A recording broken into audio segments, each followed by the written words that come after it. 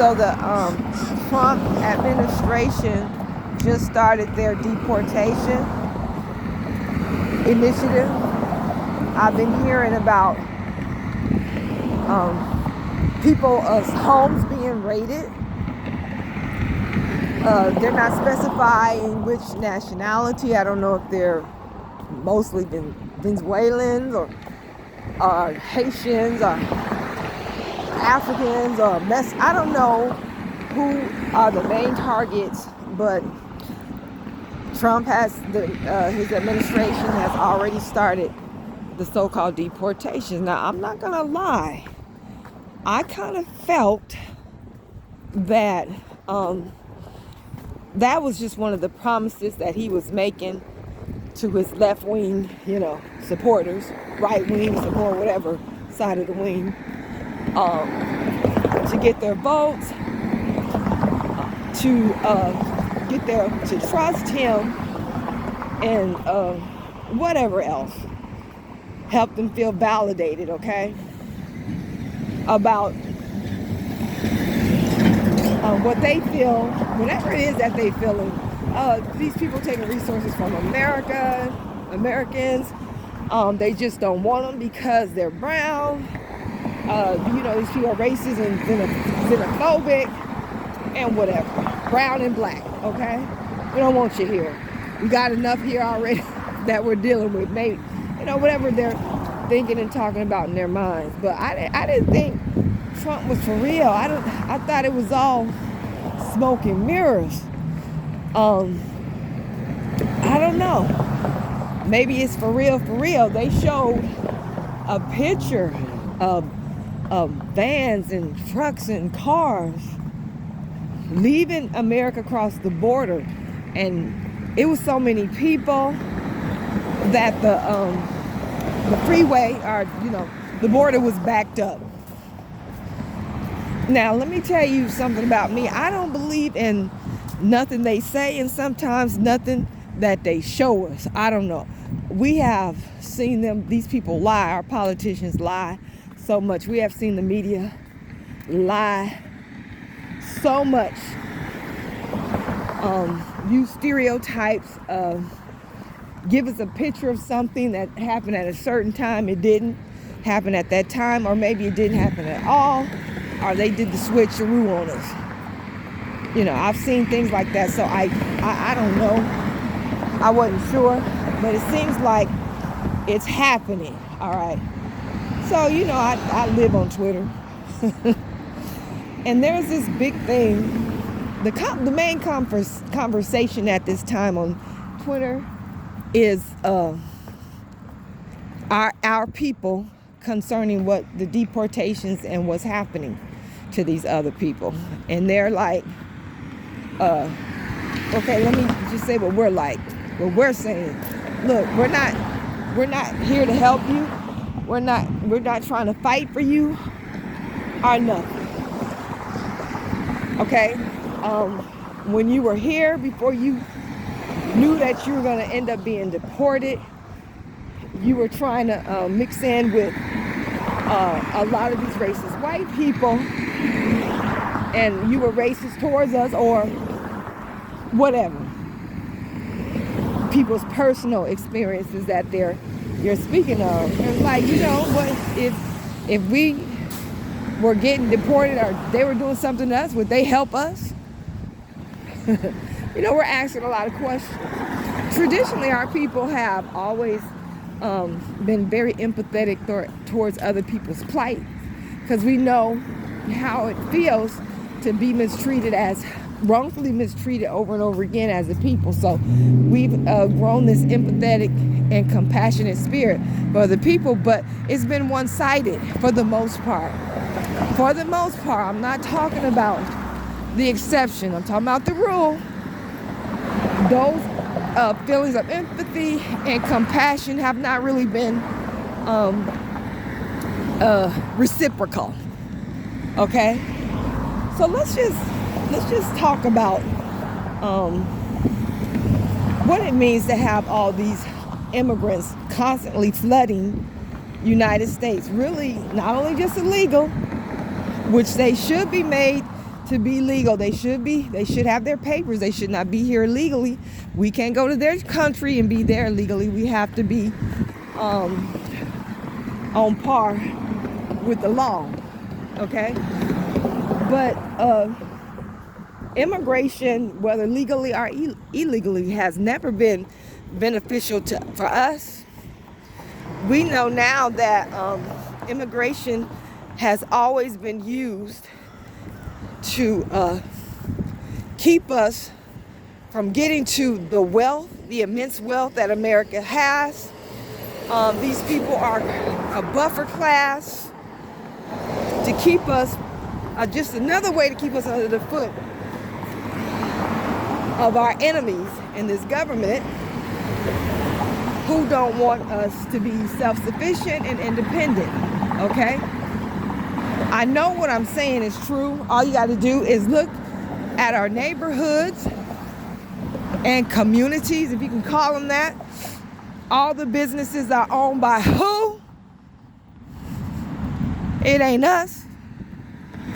But you don't go in no other community and see us owning all the businesses, and the residents are another race of people. You don't see that, okay? We've been blackballed over and over again. So really and truly, these people, I don't wish any harm on these people. I hate that they have to go through this, but them being here don't serve us any good in no respect, economically, politically, socially. As a matter of fact, these people are our economic competition, and maybe even our economic enemies, okay? They're our competition. Here we are drowning as a people, especially economically, and we gonna fight to save somebody else that's drowning? That don't make no sense. First, you need to be able to save yourself. And don't forget, they are our competition. You just gonna have to learn that the protocol in America. We try so hard not to be like white people because of what we've been through, because of them, even to the point of rejecting calling ourselves Americans, which I don't know what else we could be. All right, we let people rename us black, colored, African American, Afro American. Just say American, okay? I can understand our hostility and our anger and our hurt towards that part, but that's all that we are. And these people, they didn't come here to help us fight our struggle, okay? They didn't come here to unite with us, okay? They came here for resources. They came here to get these vast resources that exist in America, to take advantage of our educational system, which is one of the best, if not the best, in the world. That's what they're here for. They're here for money. They ain't thinking about us. We should have already knew this. Talking about some black and brown coalition. Where you get that mess from? That must have came out of your mouth. Because I ain't never heard of no Latino organization talking about black and brown coalition. Unless they wanted something from us. We have to compete, learn to compete. We have to learn how to be cordial with people, but protect our economics and our assets. You know what I'm saying? We have to draw a line and say, no, you can't build up all your businesses right here in our neighborhood. You can't buy up this piece of property or these businesses and open up and make money off of us. We would prefer that our people own this land or these businesses. If you do it anyway, you're not gonna get no money from us. You're not gonna last because we're not giving you our money.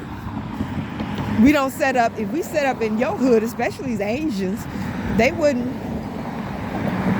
buy from us. They don't spend money with us, so why are we doing the same? Then we got to learn how to compete. We have to learn how to maneuver and use stealth, and stop being so egotistical. Got to be seen and got to be the one hearing, everybody hear your mouth. Sit down sometime and be quiet and stop letting your enemy know what your plan is and what you're about to do. You need to move like a snake in these parts, because we have enemies all around. We are drowning in a sea of enemies, as in other races. It's just what it is. Now, I ain't talking about, I know you got some friends of other races. I know you got some lovers and some wives. Your children are mixed race. And you got homies that would bend over backwards to help you. I'm not talking about the exception. Don't mistake it. I'm talking about the rule. I'm talking about the majority of the energy in the situation that does not affect us in a positive way. So you keep all that. There's nothing wrong with that. But as a people, we got to protect our assets. We got to learn how to compete. We got to learn how to snatch our money back, say no, and put some people out of business and put us in business where we rightfully should be able to own our own, especially in our own community. We got to compete. We got to compete against each other a little bit maybe, but definitely against other people and as a group against them. So you can take that like you want to. I don't know. I might be accused of being racist. Y'all need to look up what Dr. Clark Anderson had to say about that word racist, okay? So you can get a different perspective, one that makes a lot more sense, okay? And that's not coming from your emotions, all right, and delusions or whatever is going on with you. Wake up, y'all. We can't. I don't agree with some of the people that I've heard say online. Some of our people, and I don't think they're serious. I think they're just talking about shoot. I'm finna get my 750. I got ICE on speed call. I'm finna get these muffos deported. We're not doing that. We are talking, but at the same time, we can't help nobody. We ain't about to go out there and march and rally and protest for these people. No, we're not.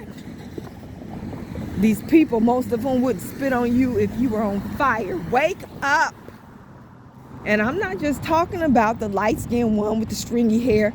I'm talking about these dark skinned, so-called, quote-unquote, black immigrants too. Wouldn't spit on you if you were on fire. Compete against you.